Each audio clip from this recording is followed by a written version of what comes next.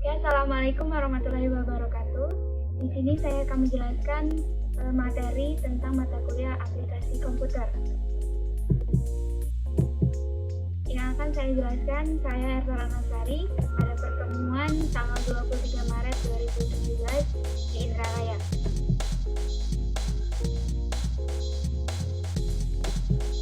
Di sini, aplikasi komputer yang akan dibahas yaitu berkenaan dengan Microsoft Excel dan juga Microsoft PowerPoint. Adapun tujuan pembelajaran pada kali ini yaitu terdapat 2 poin. Yang pertama,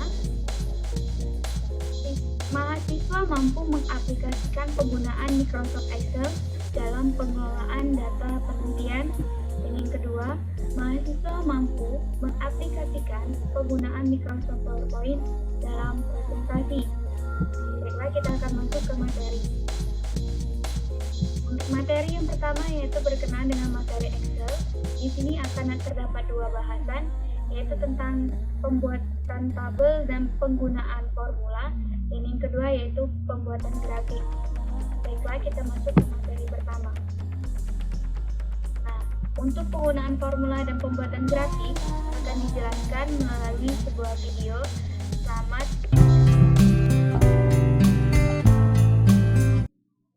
Oke, baiklah, di sini saya akan menjelaskan tentang penggunaan Microsoft Excel.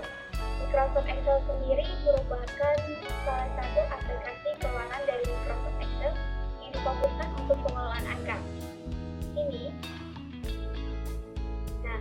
Saya sudah terdapat sebuah data. Di sini saya akan menjelaskan bagaimana menggunakan formula. Ini yang saya akan contohkan yaitu pertama mencari nilai total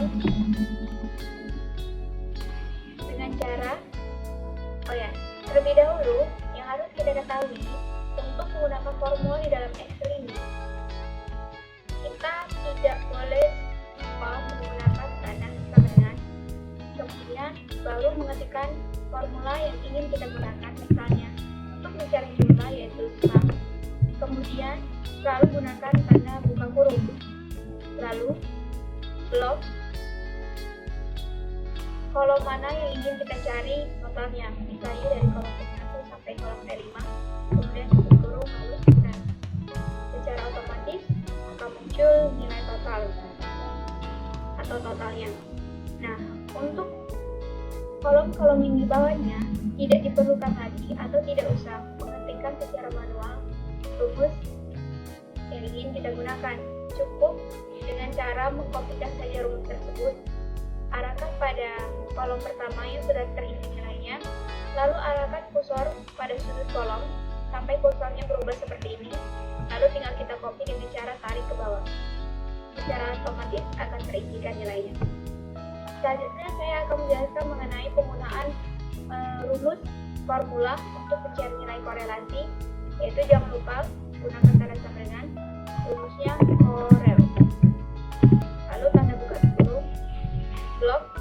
Di sini secara otomatis Microsoft Excel akan menunjukkan langkah-langkah yang harus kita lakukan. Kayak seperti ini, korel, buka kurung, array. Kita blok kolom pertama, misalnya kita ingin mencari nilai korelasi P1, kemudian ini petunjuknya titik koma, kita beri titik koma, lalu blok kolom total ini. Nah, namun untuk array kedua ini kita harus menambahkan tanda dolar. Kita menambahkan tanda dolar langsung di sini ataupun di sini.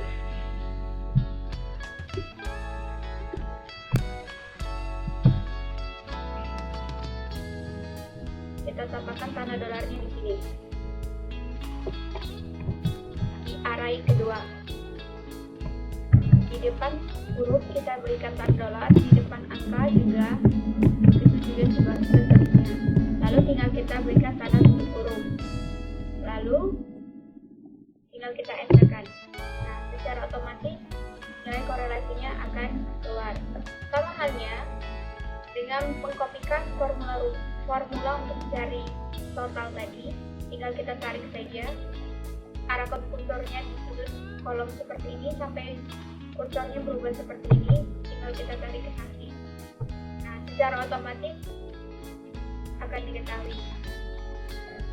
Selanjutnya, saya akan menjelaskan mengenai untuk penggunaan formula if. Di sini kita ada tabel korelasi, koefisien korelasi. Kita ingin menentukan keterangan valid dan tidak validnya. Tinggal kita ketikkan, jangan lupa sama dengan, lalu masukkan rumus if.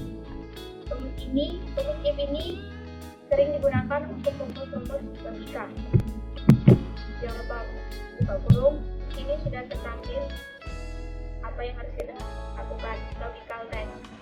Ini ketentuannya adalah tabel R itu kita blok ini, kemudian haruslah lebih kecil,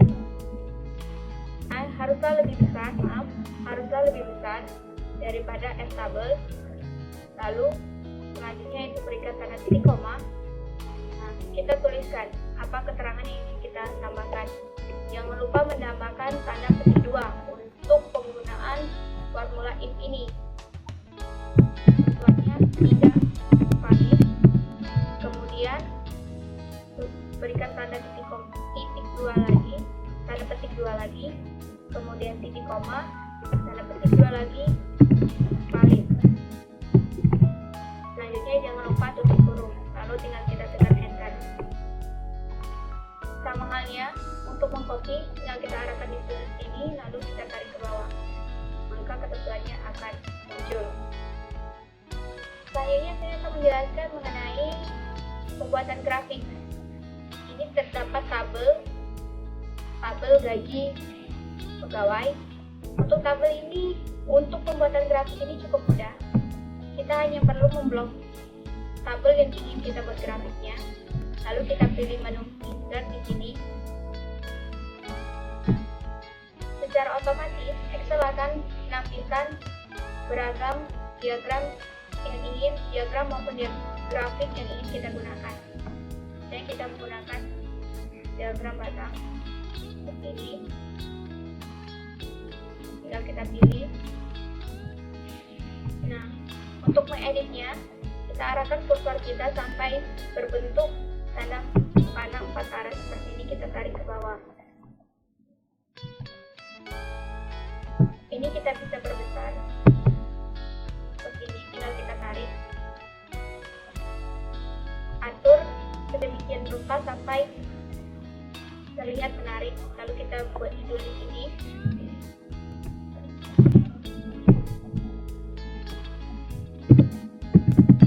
Diagram pasar.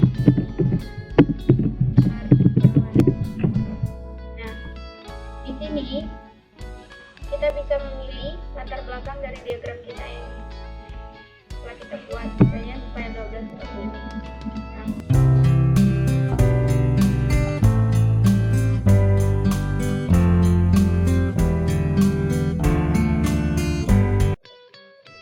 Oke, selanjutnya penjelasan tentang materi yang kedua, yaitu berkenaan dengan aplikasi Microsoft PowerPoint. Di sini dalam materi yang kedua ini terdapat 2 pembahasan, yaitu pertama mengenai pembuatan slide master dan yang kedua tentang pengeditan tampilan slide. Sama akan dijelaskan dalam sebuah video dan selamat menyaksikan.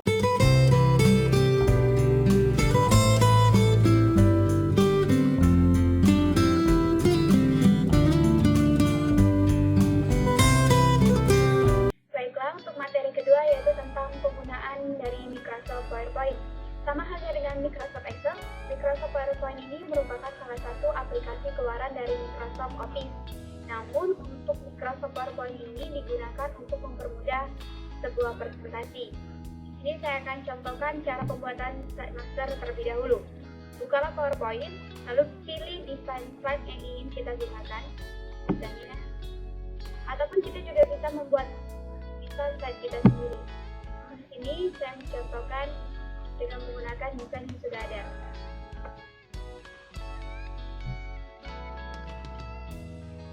Nah, selanjutnya kita buat tombol-tombol yang akan kita gunakan.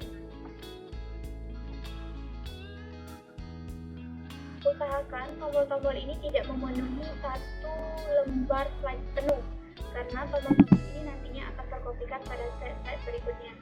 Lalu kita namai dengan cara klik kanan edit text. Misalnya di sini menu sama. Untuk mempermudah tinggal kita kopikan saja. Pastikan banyak yang kita butuhkan. Bikinlah serapi mungkin. Ini ingin kita rubah tujuan pembelajaran.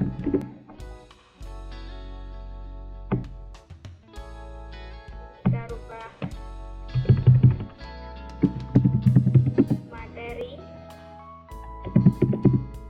pembelajaran. Kemudian yang di sini kita buat soal.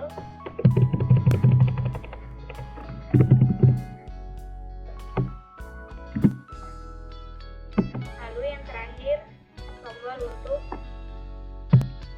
kesimpulan. Nah, kemudian sebanyak tombol yang kita buat ini, sebanyak itulah kita buat slide. Misalnya terdapat 5 tombol. Tinggal kita arahkan kursor kita ke arah sini, lalu tinggal enter, maka slide akan tertambah otomatis. Kita linkkan terlebih dahulu dengan cara klik tombol, pilih di menu insert,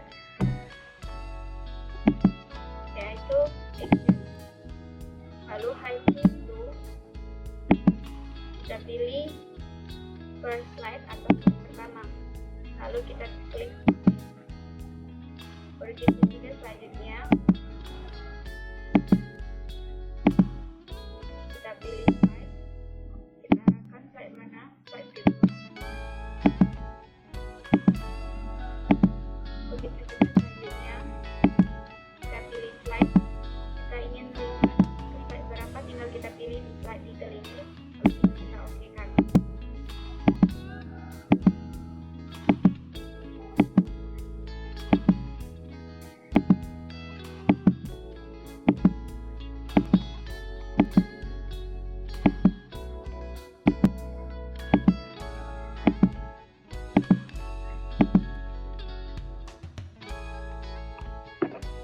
Kita bisa tinggal kopikan saja di sini untuk dulu slide ini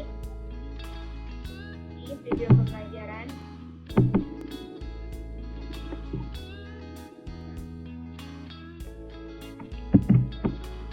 Slide ketiga yaitu tadi dari pembelajaran.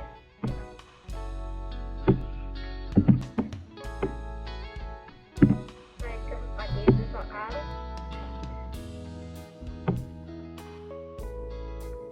Dan slide kelima yaitu kesimpulan.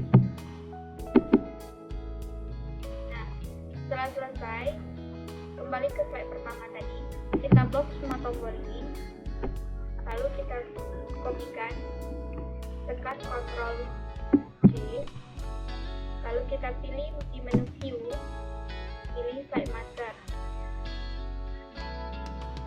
Kita kopikan tombol-tombol tadi ke bagian slide pertama. Nah, kita pastikan saja tombol itu akan terkopikan. Setelah selesai, lalu kita pilih close. Tombol-tombol tadi sudah terkopi ke setiap slide. Untuk menguji apakah slide master maupun hyperlink yang telah kita buat tadi sudah berjalan, kita bisa tekan F5. Kemudian kita coba klik tombol-tombol tadi, video pembelajaran, untuk materi, tanpa harus menggunakan tombol-tombol arah di keyboard, kita bisa menjalankan slide yang kita gunakan. Selanjutnya saya akan menjelaskan mengenai penggunaan transisi maupun animasi untuk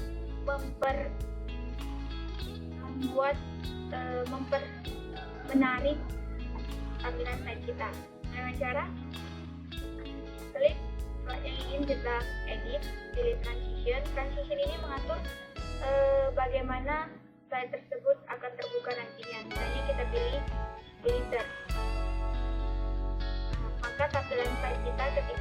akan seperti itu. Juga sebaliknya, di slide kedua, tinggal kita pilih saja.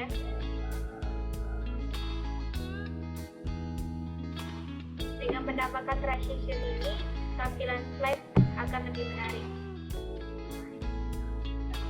Atau kita juga bisa dengan cara, jika tidak ingin memberikan satu persatu efek transition pada slide, kita bisa dengan cara mengklik slide yang ingin kita buat transition, kita tekan tombol shift di keyboard, lalu kita arahkan ke bawah. Secara otomatis dua slide ini akan diberikan transition secara bersamaan. Nah, selanjutnya kembali ke slide kedua, kita ingin memberikan animasi misalnya untuk judul tujuan pembelajaran ini. Tinggal kita klik kolom tujuan pembelajaran ini, lalu kita klik animasi. Di sini terdapat banyak sekali pilihan animasi. Bisa dengan mengklik di sini ataupun kita klik more and range effect. Misalnya kita pilih bunch. Maka ketika ditampilkan kolom tujuan pembelajaran ini seperti bunch. Selanjutnya, selanjutnya, misalnya untuk materi pelajaran, kita pilih red. Kita juga bisa memberikan efek animasi ini tidak hanya kepada kolomnya, tetapi kepada tulisannya dengan cara kita blok, lalu kita pilih, ingin kita berikan, misalnya zoom. Nah, akan seperti itu. Kita juga bisa menambahkan efek sound ketika slide ini berhasil. Oke, itulah penjelasan singkat mengenai materi dari penggunaan aplikasi Microsoft PowerPoint ini berkenaan dengan pembuatan slide master maupun penggunaan transition dan animasi. Sekian, terima kasih. Nah, itulah tadi penjelasan materi-materi dalam pertemuan kali ini, yaitu berkenaan dengan Microsoft Excel maupun PowerPoint. Sekarang masuk ke bagian kesimpulan. Kesimpulan pada penjelasan mengenai materi kali ini, yaitu materi Microsoft Excel dan Microsoft PowerPoint. Kedua Microsoft ini merupakan aplikasi keluaran dari Microsoft Office. Kalau Microsoft Excel lebih dikhususkan dalam pengelolaan angka, sedangkan Microsoft PowerPoint lebih dikhususkan untuk membantu mempermudah membuat sebuah presentasi. Microsoft Excel bisa digabungkan dengan Microsoft PowerPoint untuk menunjang data tampilan presentasi. Misalnya dalam pembuatan grafik di Microsoft PowerPoint juga bisa, namun datanya lebih dahulu diinputkan dalam Microsoft Excel. Nah, demikian pembahasan materi pada hari